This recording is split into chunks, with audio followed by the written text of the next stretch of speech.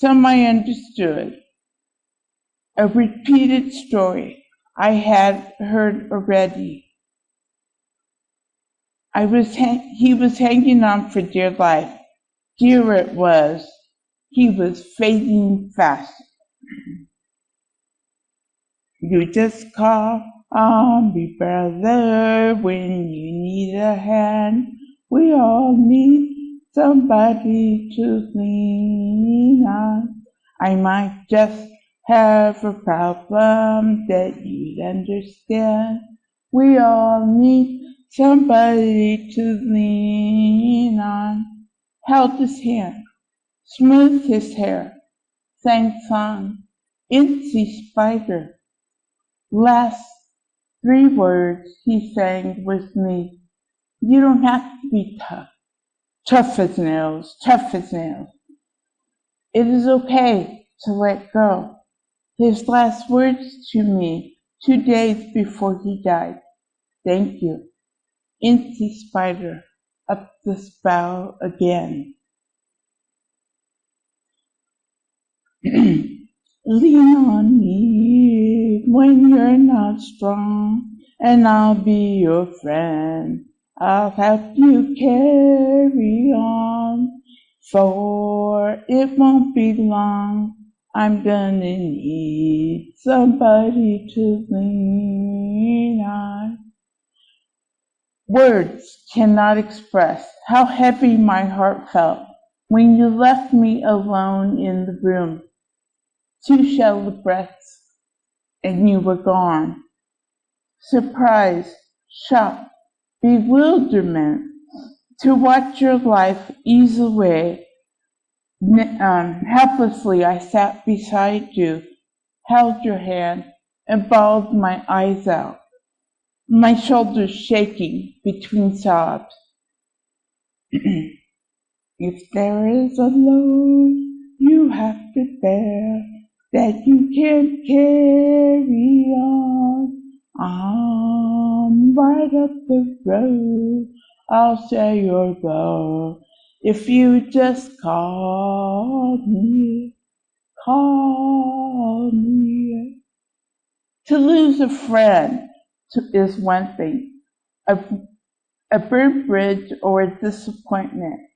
To lose a friend in death is another. But to be there when you died was more than I could bear.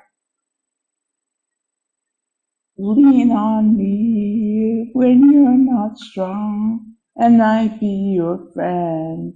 I'll help you carry on, for it won't be long till I'm gonna need somebody to lean on.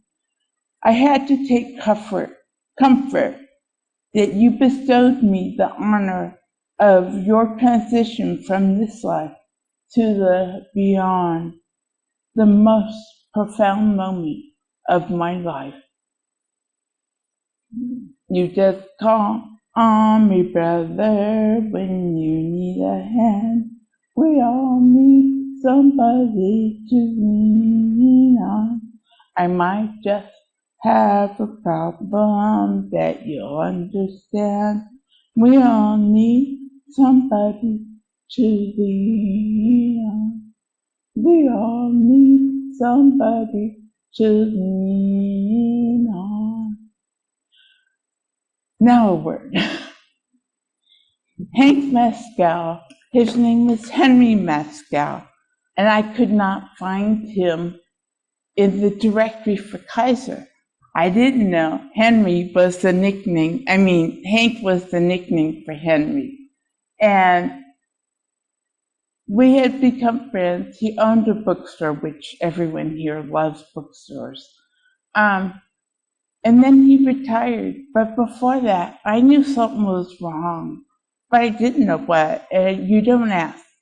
And we used to spend time shooting the breeze at the bar next door, the bistro, which is my home open night. So we were close, and I told him, when I write my book, you'll be in my book as a thank you. And in the end, it's like, he just doesn't want to thank you. He wants a whole chapter. So that's my story about Hank. Thank you.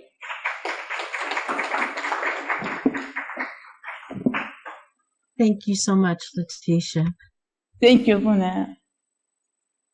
Greg Porterfield is up, and Clarence on deck with Father Forgive.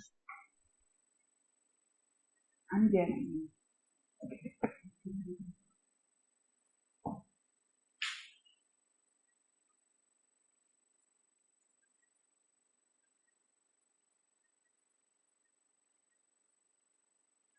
Well, I really hate to do this because Letitia is such a hard act to follow. Poetry is a weird thing. It really is. Because it doesn't have to rhyme, doesn't have to have any reason to do it. It can be long, it can be short. It really doesn't matter, but it's really hard to do. For some reason, it requires more thought than writing a novel. Because every once in a while, a word here or there does make a difference. You know, back in the early 70s, a lot of us in school read about the Transcendentalists and, you know, Walt Whitman, Henry Thoreau,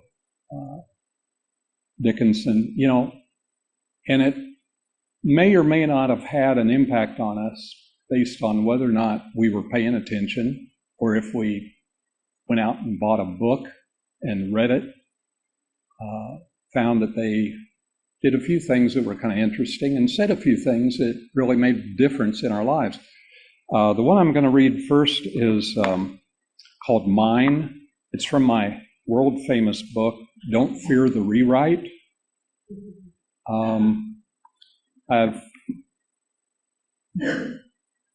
I did this back in the early 70s and then revised it in February of 1991 for God knows what reason. Something bothered me about it, so I just changed it, which you're allowed to do if it's your poem, right? Okay, it's called Mine. Green grass touches me, and I tingle in its warmth as thoughts of eternity move gently through my mind. Relaxed in silence, part of the cosmic plan, my strength of soul gives sleep fulfilled. Within this open mind, drifting weightless and free, eternity reaches forth her hand as I dream of lives to come. Thanks.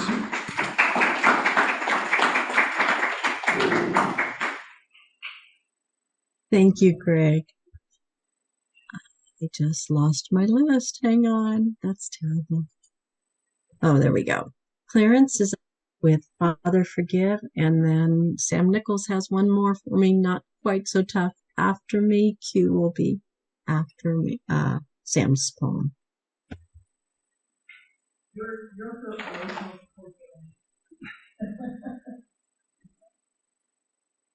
Hello, everybody. My name is Clarence Bowser. So this poem is based off of personal experience.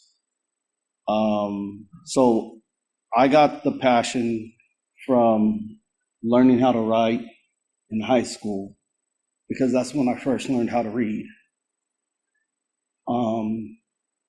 I did a lot of writing and I tried to give it to my dad. He would just throw it away. I gave it to my mom. She didn't look at it. And my teacher,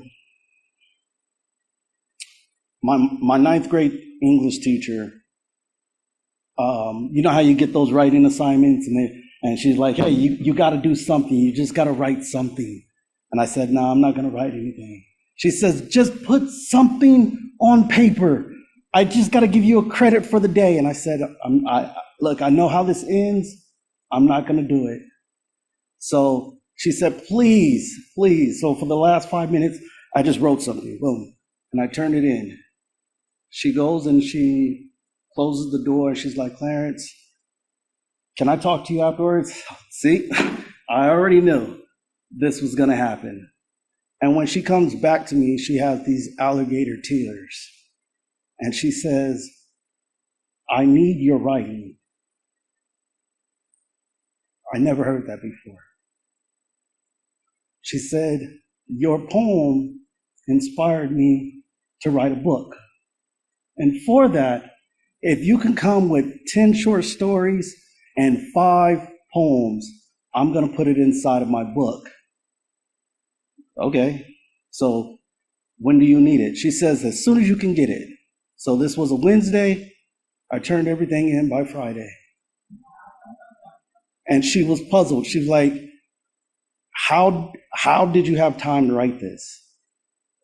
I said, well, some of this I came up with when you told me to. You got to forgive the misspelling. I don't know how to spell. She says, oh, don't worry about that. So she ends up getting the book published, and she brings me the hard copy, and she's like, Clarence, I want to show you what happened. And she shows me the book. I'm like, man, you got it. She's like, it's not published yet. This is just a rough draft. I said, okay. She says, open up the centerfold. And this is before I knew the power of your signature. So I'm reading the story. I'm reading the stories, and I'm like, man, this guy has been through some things. It sounds like, man, I can relate to this person. And she was like, you don't recognize your own work? I said, my work? She said, yeah. And I read some more. I said, oh, that's so awesome. She says, no, that's not the best part. It is. She said, flip it to the backside. This book was inspired by one of my students, Clarence Bowser.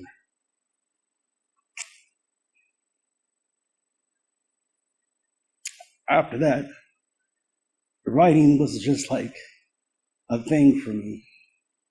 I have 9 books published. My publisher decided one of my books was doing too well, and they took everything from me. So this poem right here is dedicated to my mom and my little brother. My mom passed away 3 years ago, and my little brother was mistakenly killed for mistaken identity.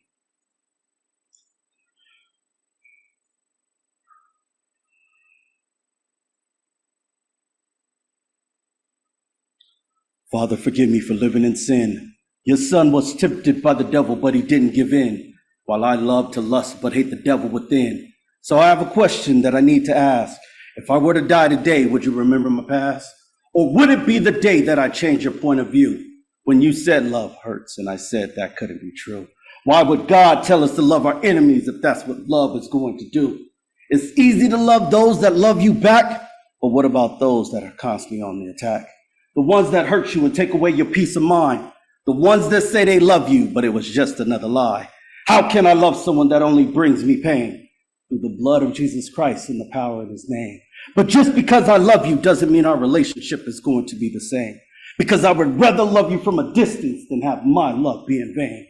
So why should we love someone whose love is only an act? Because love is what you give out, and usually not what you get back. That's the truth. Now here are the facts. Not everyone you love is going to love you back. Father, forgive me for the things that I do. For I've done my fair share of hurting love too. When I fell into lust and laid my heart on you, I guess you could say my love just wasn't true. Don't act like you love me and tell me that you care. Then turn around and attempt suicide because love isn't there. How dare you expect me to give you this thing called trust when you fail to love yourself? But loving yourself is a must. You don't practice what you preach. And I just want to know why. You tell other people to love themselves while you continue to attempt suicide. One day we will look back at this and perhaps we might laugh. But until that day comes, you have to break the cycle in which you've never had. This is a message that I received from my daughter in so many words or less. Now it's time for me to step up to the plate and pass my test. So influence the brain to take away the pain of someone else. Don't think of yourself of only needing help, but truly think of someone else. Break the cycle by practicing what you preach. because the lesson of love is great. But if you yourself don't love, then what is the lesson that you preach?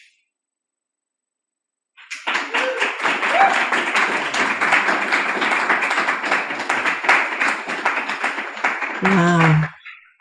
Thank you, Clarence. This is one of the things that poetry has, its passion. And I just I loved your delivery, I loved your poem. Okay, I need to follow that up with another Sam Nichols poem called My New Math. No tongue twisters in this one, but just like the other one, there's a little bit extra in there you just got to pay attention to.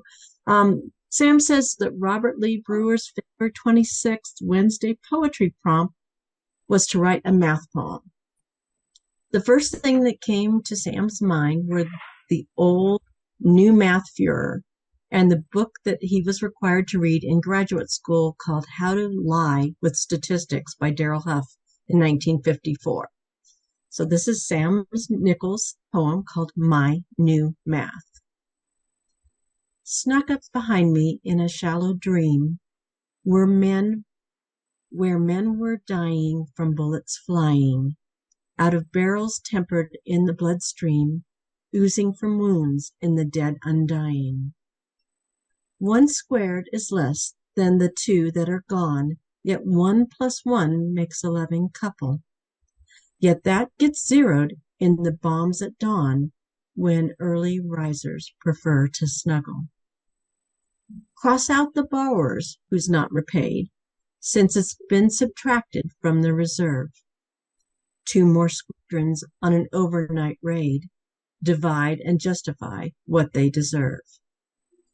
Let's add the dead to those who went missing, and statistics will lost before. No one cares if they're fishing or pissing. It's just the real numbers that we deplore. The numbers aren't equal when they're the same, and their properties are tied up in rules written by others who score their own game. I'm sorry. The numbers aren't equal when they're the same, and their properties are tied up in rules written by others who score their own game and label dissenters dangerous fools. I love my new math and how it compares nothing that's real to everyday life. Though we divide halves and multiply squares, our answers are always perfectly rife. Now some may complain and say it's not right, but we deal the cards from decks that are stacked. We have the power and we have the might, and if you complain, you'll likely get whacked. So do smile broadly as if you approve, and perhaps we'll save a little for you. But if you complain, we'll ask you to move to where you'll compute as 2 minus 2.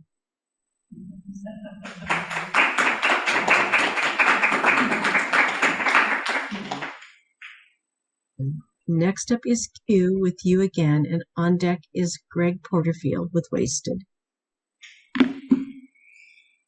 All right, this is You Again. This poem was trying to describe many emotions that's come with grief, loss, mostly of someone who left someone's life.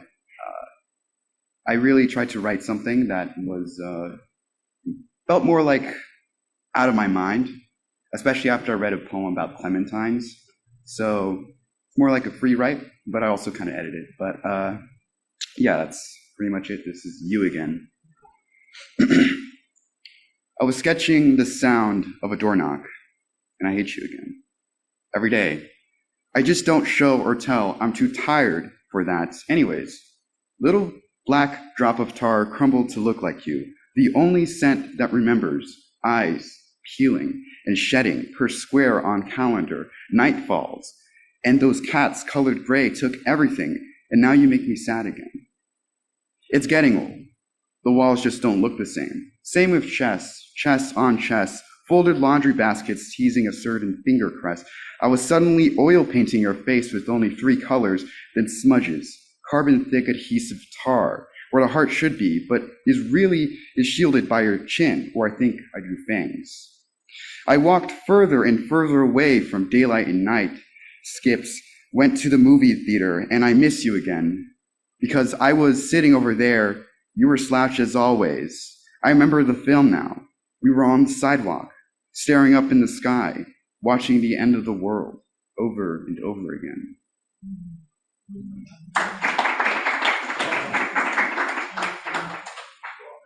Thank you.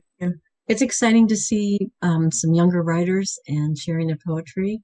And thank you so much, Q, for bringing those today. After Greg will be Clarence with Know Nothing, and then after Clarence will be Des. Well, the last one I did was 50 years ago or so. This one I wrote just not too recently. A lot of us read books every once in a while. And I remember some old guy by the name of Jack Kerouac. I don't know if anybody's familiar with old Jack, but part of the Beat group at the time. I'd picked up a book at one of the state sales or something, some other old person that collected books. I guess there are a few of them still around. There were 3 Jack Kerouac stories in that book.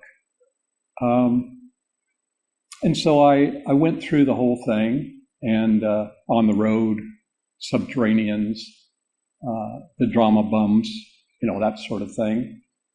And I have a feeling that somehow or other that was an inspiration for what this thing is I'm going to read, called Wasted.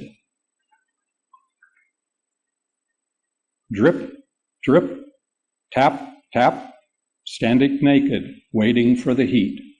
Clip, clop, stumble down the stairs to catch the morning bus. Hot coffee in hand, with the day still gray before a red sunrise. Starts and stops as pages turn, then filed and sorted. More time, idle in the moment, becomes chaos once again. Whack, whack, Kerouac, night shadows chase the evening light. Drip, drip, tap, tap, standing naked, waiting for the heat. Tick, tock, tick, tock, tick. Thank you.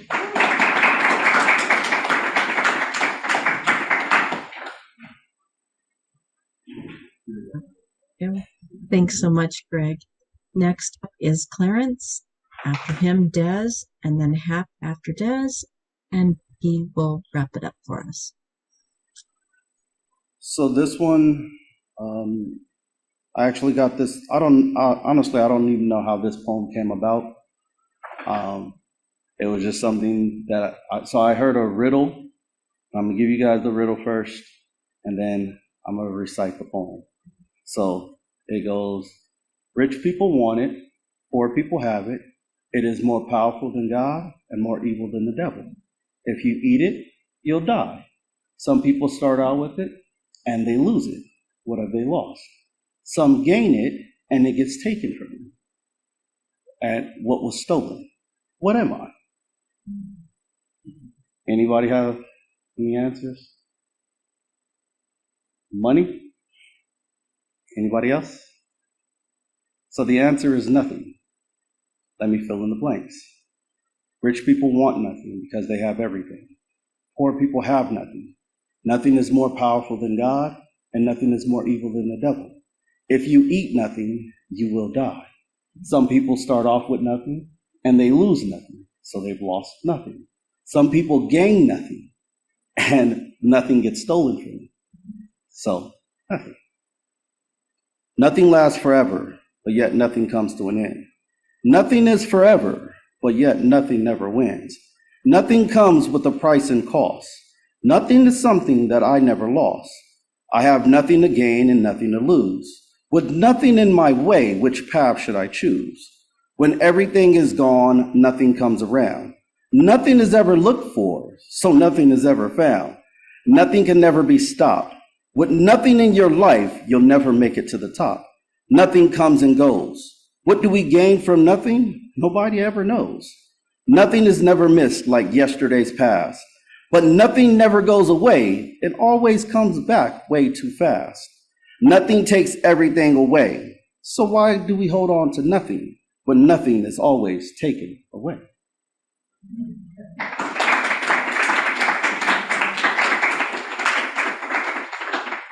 Oh, thank you so much. Some really good stuff we're hearing today. Thank you, Clarence.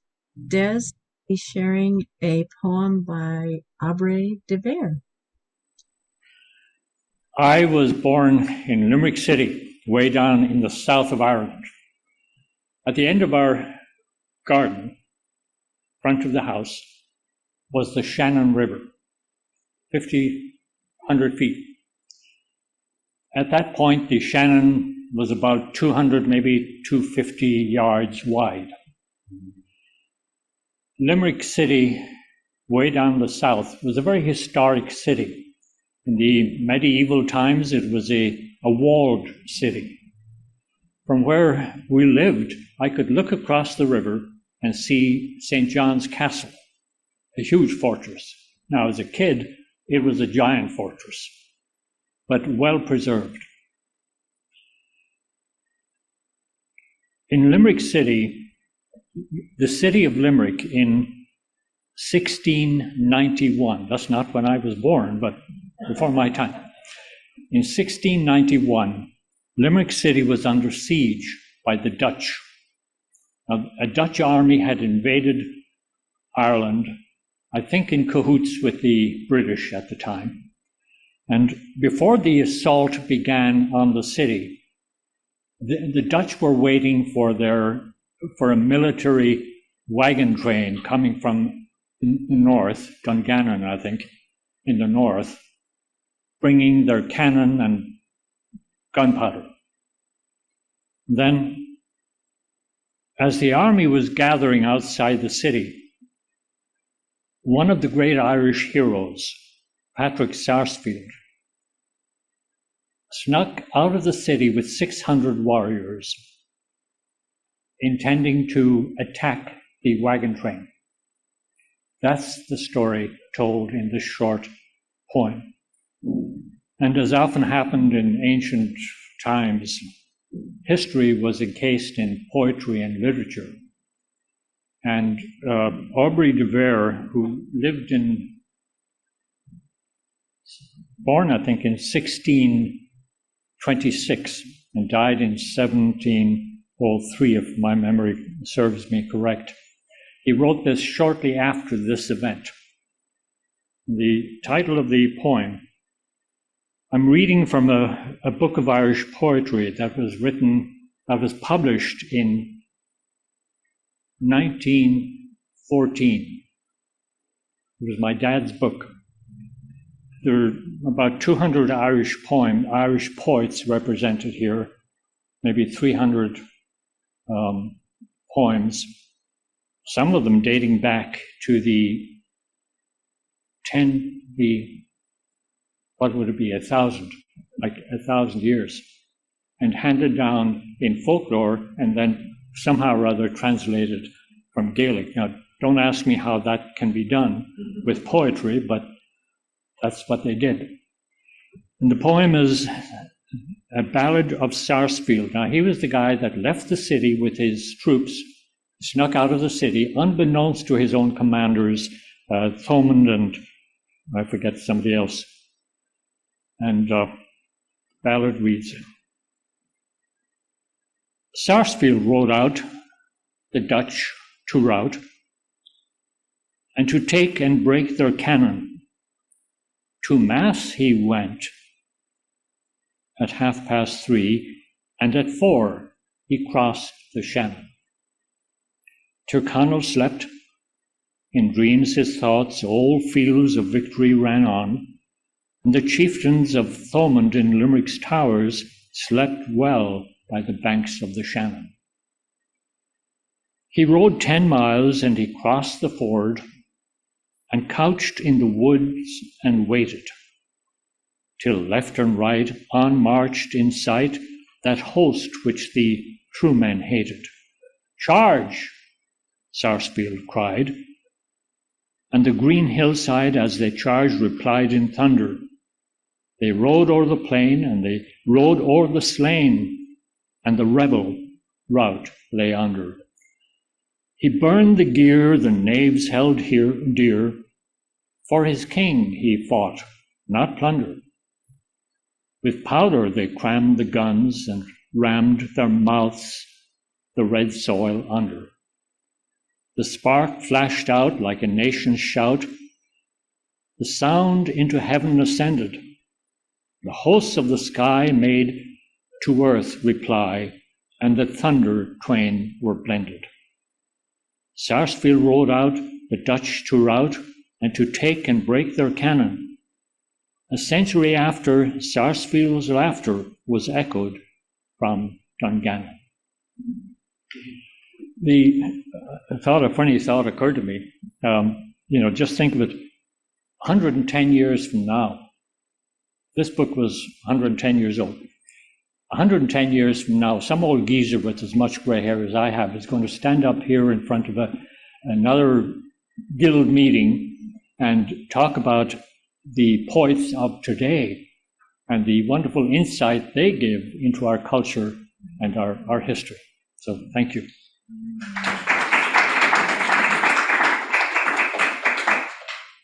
Great point. That's exciting to think about. Hap, you're up next, and then Becky Miller, you'll be closing out our readers for today. Let me unmute here. Can you hear me? Okay, hang on a second. All right, so this, I'm Hap Mendez, and this poem is called The Ballad of the Calico Cat. I've never written anything like this. I have no idea where it came from, but I ended up spending like 7 hours putting this together, and it was so much fun. So here it is, The Ballad of the Calico Cat. Hang on a second here. Okay. Soft was her purr and her calico fur, as up on the wall she would climb. In the light of the moon, her mistresses swoon for a cat who could land on a dime. The old man was eerie, his rage made her weary, her own life for which she did fear. His malice once hidden was spitefully ridden, conviction was now drawing near. His clever deflection, she'd made the connection, revealing his villainous sneer. 'Twas all quite a ruse, the scandals were true, and the truth of the culprit drew near. His sanity frayed, the cat now his prey, while clinging to whom he'd become. He'd gone quite insane from unscrupulous gain. Guilt had him now under its thumb. But as hard as he'd try, the cat would not die, as the old man looked on in dismay. His anger now seething, his conscience now wreathing, that darn thing would not go away. The thing had 9 lives, just like his 3 wives, his delight as he danced on each grave, never to find a true peace of mind, his conscience becoming their slave. His schemes so despising, it wasn't surprising he'd blamed someone else for his crimes. My plan, it will work, he'd say with a smirk, and victory will be quite sublime. She'd known all along, so she sang her sad song, as up on the wall she did climb. Their memories decried for the reason they died, yelled the cat who could land on a dime. The smile on his face as the loop he did lace revealed his sinister plan. It worked on his wives, so his theory contrives success since the day he began. That creature will cry no more all the night, mourning the loss of each maid. Her affection was lure for want of a cure, for their love that was sadly betrayed. The feline rejected her life, her fate was expected, so up on the wall she would stride. Her strained caterwauling, the moon heard her bawling, as jealousy courted his pride. He'll finish the deed, her life shall not plead, this surely will be her demise, then steal away from the light of the day, wearing his evil disguise. She howls in her grief because of this thief, who set her a trap and a snare, but fleeing her plight in the dead of the night, she'll find him next day hanging there. You see, my dear friend, her life did not end, and up on the wall she did climb, but he and his grin in the noose fell therein, for the cat who would land on a dime. That's it. Thank you. Thank you. Thank you, Hap, so much. You're so welcome. It was my pleasure. Oh, very fun. And our last poet today is going to be Becky Miller.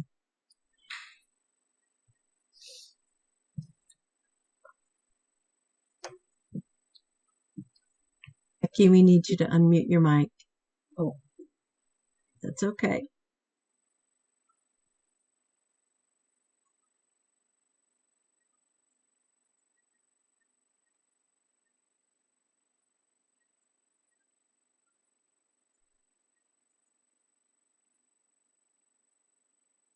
No, not quite yet.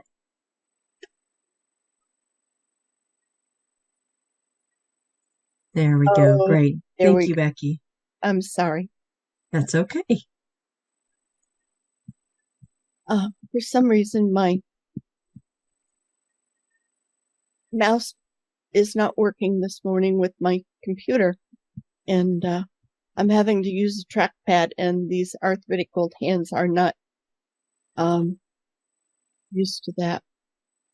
Okay, morning. Good morning. I'm a nature kid because I grew up on a farm, and you never kind of lose that country in your soul. And oh, come on, why is this not working? Oh, sorry, folks.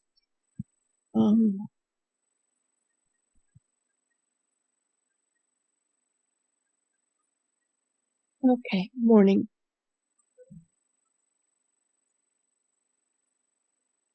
I watched a sunrise today, but that is absurd. The good earth turned.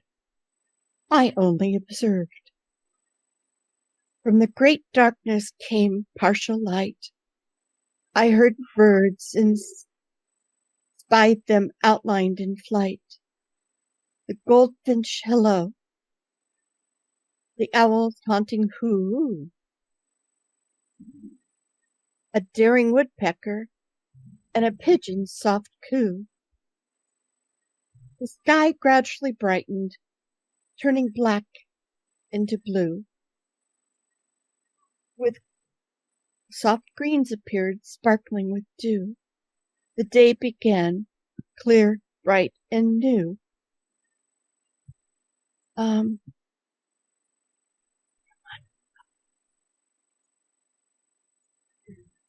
Sorry, there's a couple more stanzas here. Come on, trackpad. Takes 2 or 3 fingers for me to move this.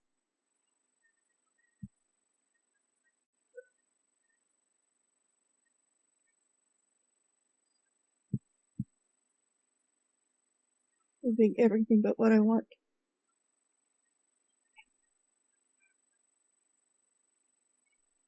I viewed rabbits munch tender shoots of grass. I saw the wonder and felt God's love pass.